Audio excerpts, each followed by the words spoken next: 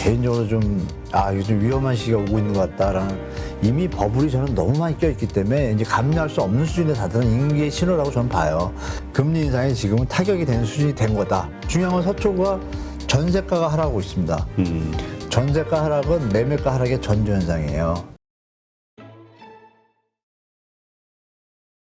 네, 오늘 모신 분은 연세대 전경대학원 한문도 교수님 모셨습니다. 안녕하세요. 네, 안녕하세요. 네, 자 일단 한국부동산원 주간 아파트 가격 동향 이걸 좀 한번 봐야 되는데 네. 지금 셋째 주도 하락을 했다 이런 얘기가 있어요. 이게 어떤 얘기인가요? 지금 서울이 지금 전국적으로 일단 하락을 했고요. 전국적으로 이제 확산이 된 게 이제 나타나고 있고 하락폭도 좀 다 키웠습니다. 그래서 그래요? 조금 시장이 점점 하향화 쪽으로 가는 게 좀 확연하게 좀 나타나기 시작했는데요. 서울 같은 경우는 25개구 중에 저번 주에 이어서 24개구가 다 하락입니다. 서초구만 지금 버티고 있거든요. 그래서 제가 볼 때는 이런 현상이 며칠 있다가 발표하잖아요. 미국 네. 금리 인상. 네네. 이게 나타나게 되면 제 생각에는 이게 어쩌면 갑자기 분위기가 더 안 좋아져 가지고요. 폭락 분위기로 갈 수도 있습니다. 왜냐하면 이 거래량이 서울 아파트 거래량이 제가 예전에 나와서도 말씀드렸지만 통상적으로 뭐 6,200건이 한 달에 평균 거래량이고요. 아파트만. 근데 제가 말씀드린 1월부터 점점 내려오기 시작해서 2,000대, 1,000대 내려와가지고 5월, 6월, 4월에 일단 대선 이슈하고 뭐 전세 대란 이슈, 뭐 재건축 호재 이슈가 받쳐줬음에도 불구하고 그 2,000을 못 넘었어요. 1,700, 1,600 가다가 6월 달에 지금 거래량이 지금 며칠 안 남았지 않습니까? 7월 말이면 6월 달 거래량이 집계가 되는데 지금은 1,000개 겨우 넘었습니다. 1,064. 상당히 이거 좀 위험하다고 저는 보고 게다가 또 이거 7월이지 않습니까? 7월 그러니까 8월 한 달 거래량 8월 신고 기간까지 합치면 반 정도가 지금 추출이 되는데 지금 오늘 상으로 253개입니다. 역대 최저입니다. 아 그래요? 2월 달보다 더 적습니다. 2월 달에 한 달 거래량이 820건인가밖에 안 되는데요. 지금 253이면은 만약에 말씀드린 대로 금리 인상이나 이런 거에 대해서 수요 심리가 더 얼어 죽게 되면 제가 볼 땐 정부가 8월 1일부터 LTV 대책이나 여러 가지 대책들을 펼치긴 하지만 제가 볼 때는 이게 좀 조심하셔야 된다. 이거 다시 한번 말씀드리겠습니다. 지금 그러니까 이제 7월 달 그러니까 이제 이번 주인가요? 그 금리 인상 연준의 FOMC 회의에서 네, 7월 26일 예, 네, 맞습니다. 예, 하니까 내일인가 내일 새벽 네, 1박 2일로 발표하니까 우리나라 시간은 목요일 날 발표할 것 같습니다. 목요일, 수요일 목요일. 밤이나 목요일 날 그 발표할 때 우리나라는 그러면 목요일쯤 오후쯤에 확신, 며칠 안 남았잖아요. 그러면 8월서부터 이제 뭐 말씀하신 대로 폭락 예상도 할 수 있다. 폭락의 분위기를 느낄 수도 있습니다. 잘못하면. 그 폭락의 분위기라는 게 구체적으로 그러니까 만약에 빠진다 그러면 그냥 일시적으로 갑자기 떨어지는 걸 생각하시는 거예요. 그 의미를 잘 모르겠어가지고. 심리들이 이제 매도 심리하고 매수 심리가 있을 때 네. 지금처럼 하락은 하지만 조금씩 하락하잖아요. 폭이 좀 적게. 물론 일부 지역에서는 과다하게 오른 지역은 지금 뭐 3억, 4억씩도 빠지지만 그 빠지는 시간이 이제 시간의 어떤 흐름이 시간을 천천히 두고 빠지는 것하고 네. 일순간에 많이 빠지는 것하고는 좀 크지 않습니까? 근데 그 부분에서 많이 빠진다는 게 뭐냐면 심리적으로 완전히 매도자가 패닉 셀링으로 들어가고 매수자는 아예 시장을 외면하는 수준? 이런 수준이 될 가능성이 좀 엿보이더라고요. 왜냐하면 지금 좀 아까 말씀드린 대로 6월 거래량이 너무 안 받쳐주는 거예요. 근데 7월은 더 심하잖아요. 네. 그런데 금리 인상하면 물가는 지금 잡지 못했죠? 그 급여 인상은 뭐 우리 무슨 파업이었죠? 대우조선인가? 네, 대우조선. 전혀 뭐 안 먹히잖아요. 하차 임금 인상이 안 먹히잖아요. 네. 이런 상황에서는 시장이 얼어붙을 수밖에 없는 걸 뭐 예측할 수밖에 없다고 저는 개인적으로 좀 이거 좀 위험한 시기가 오고 있는 것 같다라는 저는 그렇게 좀 보고 있습니다. 네. 근데 이제 그것이 완전히 그렇게 된다기보다 정부의 대책에 따라서 달라질 수 있다고 하셨으니까 네, 예, 예. 정부가 이제 정부도 어쨌든 그런 경착륙을 막기 위해서 노력을 하겠죠. 네, 이제 노력을 예. 해야죠. 근데 어떤 정책에 그러니까 이걸 부드럽게 그런 어떤 충격이 온다더라도 할 만한 어떤 뭐 수단이 있나요? 정부의 정책 수단이? 지금 정책은 제가 볼 때 좀 잘못 발표가 됐는데 그러니까 이건 있겠죠. 그 매도자분들 양도세 있지 않습니까? 네. 물론 이제 양도세 중과는 지금 배제를 했지만 양도세 중과 말고 일반 양도세도 세금 있잖아요. 그러면 차익이 뭐 3억 넘어가면 30% 40% 이렇고 38%가 그렇거든요. 그럼 뭐 5억이 넘어가면 한 40, 50% 45%가 최고인데 그럼 그 양도세를 만약에 중과 말고요. 일반적인 양도세. 네. 지금 왜냐하면 지금 매도하시는 분들 입장에서 차익이 커요. 2, 3년 사이에 막 두세 배 오른 데가 많아가지고요. 그럼 5억짜리가 지금 10억 됐다고 가정을 할게요. 네. 그 양도세 중과를 안 하더라도 차익이 워낙 많으니까 거기서 한 4, 5억 내게 돼요. 그러다 보니까 더 좀 비싸게 받고 싶어 하는 건 당연한 거 아니겠어요? 세금 많이 나가니까. 근데 만약에 그 세금을 또 감면해 준다고 가정을 할게요. 그 만약에 차익이 10억인데 45% 내게 되면 4억 5천을 세금을 내게 되잖아요. 근데 그 세금을 반으로 깎아주면 어떻게 돼요? 그 폭만큼 매도자가 더 내려서 낼 수도 있잖아요. 아, 그러면 어차피 매수자 세금 입장에서는 내가, 매수자 입장에서는 그 갭이 좀 가까워지잖아요. 근데 그런 세제에 좀 지원을 할 수 있는 방법도 있고, 그러니까 가격은 내려가지만 매도자 입장에서 편안하게 가격이 내린 데 접할 수 있는 시장을 만들어 주는 거. 매수자 입장에서는 가격이 내려왔으니까 또 물건이 많아지면 그 가격에서 조금 더 내려오고 그럼 접근성이 이제 좋아지면 균형점으로 가서 그러니까 하락하면서 거래가 일어나게 이게 만드는 게 최고인데 지금 잘못된 건 좀 하나 있는 게 LTV 80%가 이게 독이 될 수도 있고 약이 될 수도 있는데요. 네. 내 집 마련이라는 이슈 앞에서는 물론 좋은 얘기 같지만 파월 연준장이 얘기했잖아요. 지금 금리가 높으니까 지금 대출 받으면 고정금리잖아요. 그렇죠. 30년. 받고 힘듭니다.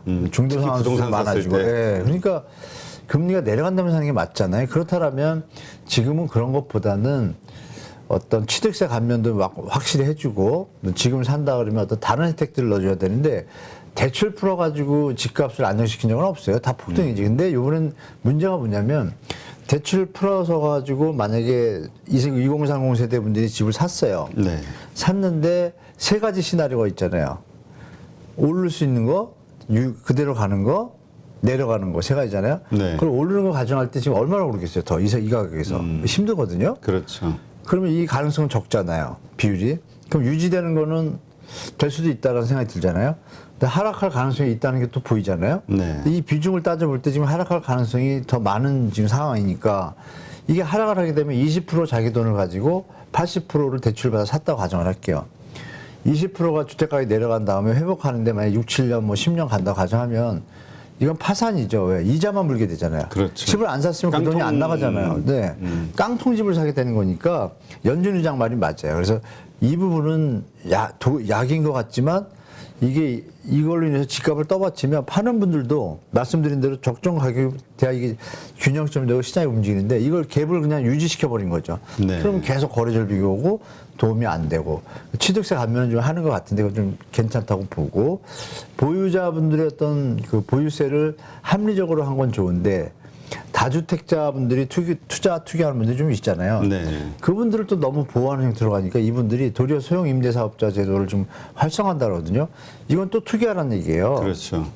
그러니까 이게 지금 섞여 있어가지고 제가 이번 정부가 도대체 왜 이렇게 갈피를 못 잡는지 이해도 안 되고 공급대책은 또 아직도 안 나왔고 그러니까 공급대책 빨리 내주면서 이 뭐 다주택자분들이나 이분들한테 좀 그 세금 내는 걸 좀 더 줄여주면서 가격이 낮추는 효과가 있어가지고 사는 분들이 더 저렴하게 살 수 있으면 이게 시장에 좀 균형점이 빨리 오겠다 이렇게 저는 그렇게 보고 있습니다. 네. 근데 지금 말씀하신 대로 만약에 이렇게 위험한 대세 하락하는 게 분명해 보이고 그 다음에 또 이렇게 갑작스러운 폭락이 보이는 상황이라면은 네. 그 250만 호 주택 공급에 대한 이런 것들을 빠르게 이렇게 정부가 가이드를 제시하고 추진하고 할 이유가 있을까요? 필요가 있을까요? 지금 그런 게 지금 시장주의나 투기하신 분들이 주장을 하고 있어요. 집이 안 나야 집값이 유지되잖아요. 그렇죠. 그럼 불과 우리 선거 전만 해도 어떻게 됐었어요? 그때는 이제 또 우린 집이 없어 난리라고 집 안 짓냐고 그랬잖아요. 이거는 시장 친화적인 언론들이 조장하는 어떤 프레임이고 간단히 말씀드리면 선진국을 볼 때 집값이 안정되는 수준이 그 수치가 여러 가지가 있는데요. 인구 1000명당 주택수라는 개념이 있어요. 네. 그게 한 450호가 되면은 좀 안정적이에요. 그래도 올라가요. 근데 우리는 지금 400 겨우 넘었습니다. 아, 그래요? 서울은 더 심하잖아요. 그럼 지어야 되는 건 확실해요. 그러니까 지어야 되는데 250만 원 나왔고 공약도 던졌고 지금 그 집을 짓지 말자는 사람이 누구예요 도대체? 뻔하잖아요. 지어야 주택 가격이 하향 안정화가 되고 서민들의 일반 국민들의 주거 환경이 좋아지잖아요. 네. 저렴한 가격의 아파트를 가고 지금 비싼데 중전 좀 어느 정도 좀 시장에서 받아줄 수 있고 소득이 받쳐주는 선에서 주택 가격이 형성되면 편한 삶을 가야 또 열심히 일해서 돈을 벌고 나라가 발전하잖아요. 이건 뭐 부동산 투자 투기꾼들을 위해서만 존재하는 나라가 아니잖아요. 그러니까 이거는 국민 2,180만 가구 중에 다주택자하고 그쪽 분들이 다 투기자는 아니에요. 정상적으로 투자하시는 분들 많은데 일부 몰지각한 투기꾼들이 시장을 이렇게 좀 혼란스럽게 만드니까 그런 부분에서 지금 그 표현이 나왔다고 저는 봐요. 지어야 되는 건 영원히 지어야 돼요. 모자랄 때까지. 네. 아니, 모자랄 때까지. 남아 돌기 직전까지 지어야 되잖아요. 중요한 거는 지금 진다고 집이 나오나요? 그 또 몇 년 후에 얘기죠. 그럼요. 근데 무슨 뭐 벌써 그 얘기를 해요. 지금 짓고 나오지도 않았는데 착공도 안 했는데 그죠? 아주 그건 제가 볼 때 그 다른 쪽에 있는 일부 분들이 주장하는 것이고 또 언론도 그걸 또 부추기는 언론도 있어요. 그런데 국민 전체와 그 다주택자분들 벌 만큼 벌었잖아요. 지금 많이. 뭐 얼마나 벌려고 그래. 욕심이 너무 심하신 것 같아요. 그죠? 주식시장에서 그렇게 벌려면요. 10년, 20년 머리 박아야 되지 않습니까? 그러니까 제가 볼 땐 너무 과도한 욕심은 저버리시고 주택은 국민의 삶에 서 좀 늘려야 되니까 그 주장은 저는 일축하겠습니다. 그냥 계속 지어서 물론 40평, 50평을 지는 게 아니라 지금 1일 2인 가구로 바뀌니까 뭐 25평대 이렇게 알맞게 좀 많이 지면 지금 단독 다세대 정주 여건이 좀 안 좋다고 많이 하잖아요. 그리고 네. 광역교통계획 빨리빨리 놓고 이게 정상적인 나라죠. 정상적인 나라로 가기 위해서는 그 지금 말씀 주신 그 내용에 대해서는 저는 뭐 답변할 가치가 없다고 좀 뭐 말씀드리겠습니다. 그러면 지금 이런 의견은 어떻게 보세요? 그러니까 지금의 어떤 말씀하신 하락 어떤 그 데이터 네. 이것은 한국은행의 그 금리 인상 특히 이번에 이제 빅스테 50bp를 최초로 했었잖아요. 네, 그렇죠. 이런 역사상 충격으로 인한 네. 어떤 일시적 현상 아니냐. 이걸 가지고 전체를 판단할 이유가 있을까라고 생각하는 분들도 있단 말이죠. 맞죠. 예전에 그 말씀이 맞아요. 근데 지금은 제가 논리적으로 설명드리면 소득이 느는데 금리가 늘면 부담할 수가 있어요. 그렇죠? 그리고 주택 가격이 정상적인 범주에 있으면 지금 사더라도 말씀 주신 대로 금리가 올라도 LTV, DTI, 뭐 DSR 다 적용해도 내 소득의 한 20, 30%만 내는 수준의 금리라면 전혀 문제가 없는 거예요. 왜냐하면 70%의 가처분 소득과 생활할 수가 있으니까. 근데 지금은 어떤 수준이냐면 주택 가격이 너무 높아서 지금 주택을 사게 되면 그 말씀드린 대출 그 DSR 수준이 50% 가까이 됩니다. 넘는 경우도 많아요. 그러니까 무리가 오는 거예요.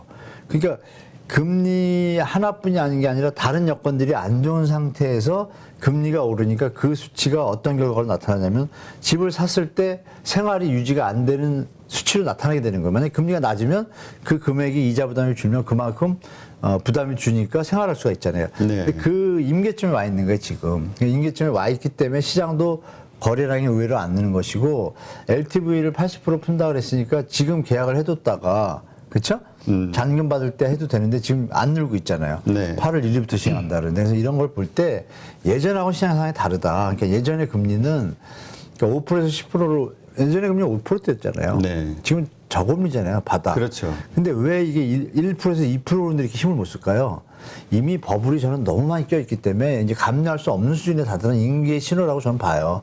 아니 예전에 우리 저 앵커님도 아시겠지만 IMF 지나서도 막 금리 5% 18%에도 집값 올랐고. 그랬죠. 이 노무현 정부 때 5% 6%도 다 올랐어요. 왜 올라요?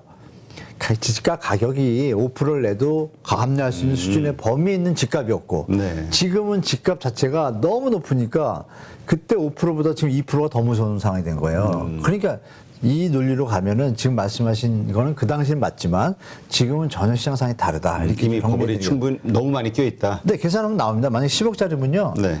20%하고 80% 받으면 금리가 5%잖아요. 그냥 3, 400을 이자가 내는데 벌써 이 끝났잖아요. 이자 400을 어떻게 냅니까? 그러니까 그래서 조정이 올 거라고 저는 이제 말씀드린 거고 금리 인상이 지금은 타격이 되는 수준이 된 거다. 집값이 워낙 분모가 크다 그러잖아요. 네. 원 기본이 크니까 만약에 10억짜리 1%는 만약에 1억짜리 1%는 100만 원이잖아요. 근데 5억짜리의 5%는 50만 원이잖아요. 이런 계산법으로 보시면 이해가 되실 겁니다. 그렇죠? 네. 자, 그런데 이제 정부에서 아까도 잠깐 언급하셨지만 세제 개편안을 내놓으면서 종부세가 완화된다든가 이러저러한 조치들에 의해서 만약에 유지비가 적게 된다면 급하게 지금 이렇게 안 좋을 때 다주택자들이 집을 내놓을 이유가 있을까? 그러니까 안 내셔도 돼요. 안 딱 내죠. 머물고 있으면 이 거래량, 그러니까 매물이 쌓이는 이런 현상들, 가격이 더 급락을 부르는 이런 상황은 안 오지 않을까 생각하는 분들.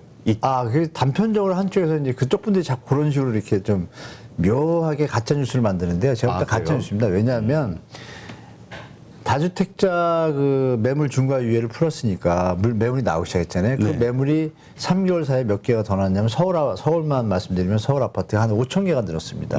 많을 때 한 8천만 개까지 갔고, 근데 그 전에 매물 물량이 5만 5천 개였어요. 네. 그게 6만 5천 개로 늘었습니다. 근데 지금 줄은 게 말씀대로 줍니다. 한 5천 개가. 무슨 의미가 있어요? 거래는 100개, 1000개밖에 안 되는데. 전혀 시장에 영향이 없고, 그것 때문에 5만 5천 개가 사라지는 게 아니라 그 부분은 다주택자분들의 물량보다 지금은 1주택자들 중에서 영끌하신 분들하고요. 네. 일시적 2주택자라 그러죠. 투자 목적으로 하나 샀어요. 근데 집이 있어요. 샀는데 이걸 사고 나서 이거를 몇 년 안에 팔아야 되는 조건이 있어요. 근데 그걸 2년을 늘렸잖아요. 이분들이 딱 보니까 내려갈 것 같아요.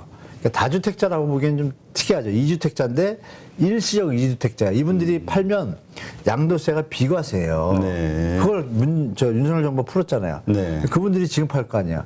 그러니까 3주택자, 4주택자 물건은 의미가 없는 거예요. 이분들이 왜냐하면 의미가 없는 이유를 말씀드리면 일시적 2주택자 숫자가 우리나라에 232만 가구입니다. 현재 작년 말 기준으로. 네. 그리고 말씀 주신 3주택, 4주택, 5주택 이분들은 다 합해서 한 70만 가구 정도 돼요. 그래서 한 300만 가구 다주택자인데 232만 개의 그 다주택자 물건이 230만 가구가 있잖아요. 팔 수 있는 게. 네. 그러니 그게 쉽게 사라지겠습니까? 저부터도 집이 하나 있는데 투자하려고 샀는데 지금 분위기가 내려갈 것 같고 금리 올라가면 저도 부담되고 그렇죠. 전세가 내려가는 것 같고 이런 느낌이 오면 일단 지금 팔아야겠다 판단하시겠죠. 물론 더 빠지면 팔기 싫어지겠지만 그 시기는 아직은 오지 않았다. 그래서 당분간 이분들까지 나는 이 가격에 못 팔아 그냥 들어갈래 말씀 주신 다른 다주택자 그런 시기까지는 과정을 지금 안 겪었기 때문에 그 말씀 주신 내용은 일리는 일면적으로 있지만 전체로 보면 전혀 틀린 말이다. 아니, 뭐 물건이 100개가 있는데 10개가 줄었어. 이게 무슨 의미가 있어요? 사는 사람이 하나인데. 어차피 그러면 그래도 물건은 많은 거다. 그럼요. 풀작물이 다 안 빠졌는데. 네. 그쵸? 뭐 그렇게 말씀드리겠습니다. 그래서 그 빠지는 분위기가 돼야 말씀 주신 대로 시장이 좀 균형점이나 가거나 이렇게 다시 매도 매수가 균형을 찾아가겠죠. 그 시기는 지금 아니다라고 말씀드릴게요. 그렇군요. 자, 그런데 또 이런 의견. 네. 지금 이렇게 어렵지만은 강남하고 용산 쪽은 네. 그래도 상승세다. 그렇기 때문에 원래 항상 부동산은 강남이 오르기 시작하면 다 이게 전파가 되니까 네, 네. 물론 다른 지역적으로 좀 떨어지긴 하겠으나 이쪽이 계속 꿋꿋하게 버티면은 결국 이 분위기가 또 반전되는 거 아니냐. 이게 이제 보도의 힘인데요. 언론 보도가 지금 잘 그게 언론의 힘이에요? 예, 언론들이 좀 늦게 보더라죠. 저는 이제 팩트로 이제 말씀드리면 일단 강남이 아직 안 내렸다라는 거로 앵커님이 아시는 것처럼 네. 대부분들 물어보면 강남이 내렸어요 물어봐요 지금도. 근데 내린 지 2주 이제 3주 차입니다. 강남은. 그래요? 강남 3구가 있잖아요. 송파구는 많이 내렸고 강남구는 2주차, 3주차 지금 다가가고 있고 서초구만 상승을 유지하고 있어요. 근데 그 서초구만. 상승 폭이 초반에 제가 말씀드렸잖아요. 25개구 중에 24개구가 하락이다. 강남이 3구도 있고 4구도 있잖아요. 강동구까지 하면. 강남 4구 중에 3구가 하락인데 강남구가 하락 안 했다고 얘기했잖아요. 근데 일반 분들도 다 그렇게 느낌이 있어요. 왜? 보도가 자주 안 나와요. 그러니까 우리 8점 모니터 보시는 분들은 제가 팩트를 알려드리니까 시장 가보시면 발품 팔면 무슨 물건이요. 그러니까 서초구도 지금 이번 6월달 거래가 40몇 개가 100개가 안 돼요. 네. 근데 물건이 4,000개가 나와 있습니다. 그러면 묘하잖아요, 시장이. 그러면 서초구만 남았는데 서초구라고 무슨 통뼈 있습니까? 물론 특수 집단들이 있잖아요. 검찰청이란다. 법원이 있고 또 검사들이 있고 변호사들이 있고 밀려 있잖아요. 그쪽에 특수 지역이잖아요. 그러니까 그네들의 어떤 리그가 형성되는 곳이 일반 시장과 비교하면 안 되잖아요. 그러면 강남구하고 송파까지 하락이야. 근데 서초구는 남아 있어. 이것도 버틸 수는 있겠다. 왜? 특별한 세계니까 메이저 리그니까. 근데 그것까지 내려가면 어떻게 돼요? 옆엔 더 내려가겠죠. 그러겠네. 그러니까 옆엔 지금 내려가. 그러니까 시장을 정확히 보셔야 되는데 전국적으로도 6대 강역시 다 하락입니다 지금. 무슨 통뼈가 있다고 물론 특별가 있는데 특별한 집단이잖아요. 1%의 사람들이 사는 곳이니까 기자분이나 이런 분들이 자꾸 서초구를 갖고 강남 국건에 뭐 자꾸 이런 기사를 쓰는데 국건하기는 이미 꺾인 지가 벌써 몇 주째인데 그래서 그 기사를 잘 써주시면 여러분들 한국부동산원에 들어가시면요 데이터가 나와 있습니다. 네. 근데 그 호갱 노누라는 앱 아실 거예요. 거기 들어가 보시면 강남에 1억씩 빠진 거 줄줄이 있습니다. 중요한 건 물건은 3, 4천 개가 있는데 거래는 뭐 뻔하죠. 그런데 3, 4천 개에서 사회자님 말씀 주신 것처럼 지금 3, 4천 개 있던 게 3,500개, 뭐 2,800개 줄었어요. 그리고 그 기사가 나와요. 줄었다. 남은 게 이만큼인데 무슨 그 내놔봐야 안 팔릴 것 같으니 그냥 출회했다. 지금 안 팔린다니까요. 부동산 사장님하고 전화해 보십시오. 보시면 이 사례들이면 정말 이해하시겠구나. 핫하게 떠올랐던 노도광 있잖아요. 네, 노원구에 전화 받은 일주일 딱 됐습니다. 저를 아는 분인데 기자분이에요, 기자분. 네. 실명 못 밝히고 실화입니다. 전화 오신 거예요. 2주 됐나 보네요. 교수님 7억까지 가던 아파트가 6억 5천에 내놔도 안 나가요. 그 내놓은 지가 2주 됐다는 거예요. 저한테 전화 올 때가 2주 전인데 그 2주 전에 6.1 대책 나올 때 이해되시죠? 6.1 대책이 나와서 사람들이 살 줄 알고 이사를 가려고 어머님 아버지 모시고 이렇게 좋은 데로 가려고 빌라 쪽으로 네. 아파트 많이 살았으니까 불과 얼마 전에 7억 2, 3천에 호가하고 거래가 7억이 됐대요. 그 내놓고 2주를 기다릴 때 싸게 제 말 듣고 6억 8천인가 9천에 내놨대요. 전화가 나오고 2주 만에 전화했더니 사람이 없다고 고백을 하더래요, 공인중개사가요. 그래서 저한테 전화 온 거예요. 이걸 어떻게 팔느냐고.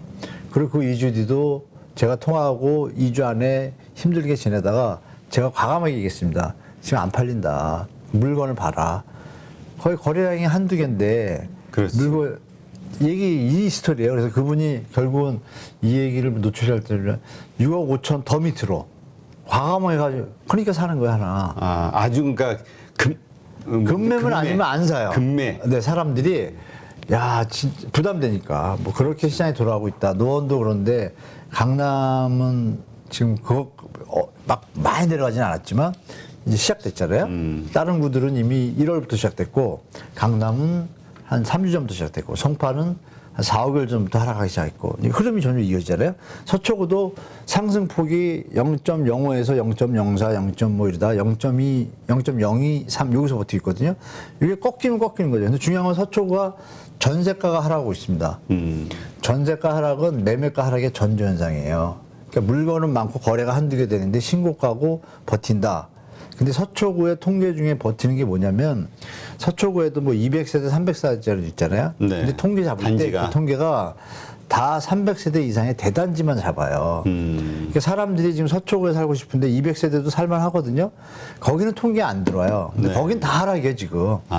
이런 맹점이 있다라는 거 뭐 잘 체크하시고 발품 파시면 서초구에 좋은 자리에 뭐 150세대, 200세대 아파트들은 지금 1, 2억씩 쭉쭉 빠져 있습니다. 그래서 근데 대단지는 버티고 있고 대장. 근데 1, 2억 빠졌다고 그래서 지금 안 사요. 안 사잖아요. 왜냐면 더 빠질 것 같은데 왜 사요? 그렇죠. 이런 심리가 이제 거진다는 거죠. 그 빠진 분들이 지금 약간 멘붕이 왔어요. 왜? 전화가 안 오니까. 뭐 그런 상태다. 시장 상황은 딱 그렇다. 현장 상황은 제가 어제 주말도 확인한 겁니다. 현장 상황인데. 그런데 중순의 변수가 중순의 대책이 나온다 그랬잖아요. 8월에. 8월 그 대책 보면 이제 제가 볼 땐 어떤 내용이 있으면 변화가 일어나요, 시장에.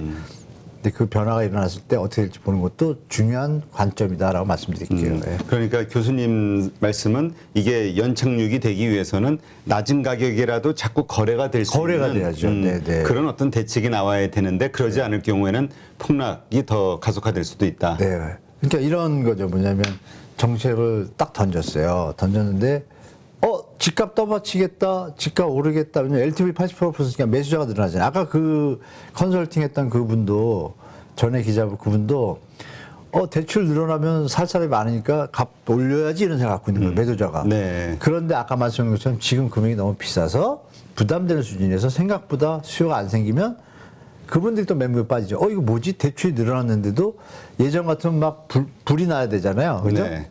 불 나야 되죠. 대출 80%인데. 불이 안 나면 어떻단 얘기예요? 이거 완전 버블이구나. 이게 더 확연해질 수도 있잖아요. 그러면 이게 뭐냐면 한두 달인지 되게 중요한 거죠. 한두 달 사이에 대책을 던졌는데 시장이 막 버틸라고 애를 쓰다가 못 버티고 꺾였다. 그럼 이제 완전히 꺾이는 거에 반증이 될 것이고 버텨서 가면 거래량은 받쳐줄까요? 조금 늘겠죠. 일시적으로 늘겠지만 만약에 미국이 지금 상황으로 보면 며칠 뒤에 올리고 또 그렇죠. 한 번 또 올리잖아요. 네. 또 그거 못 견딘다고 봐요. 전 솔직히. 그러면 그때 가서 꺾일 수도 있다. 그리고 전체 뭐 부담 주시나 이런 걸 볼 때 이 가격은 사실 부담스러운 수준이다라고 저는 판단하고 있습니다. 네, 알겠습니다. 이러한 부분들을 잘 포인트를 맞춰야 되겠네요. 누구나 1시간 안에 200개 종목에서 좋은 종목을 고를 수 있는 그런 능력을 배양할 수 있도록 제가 도와드리려고 그렇게 하고 있습니다.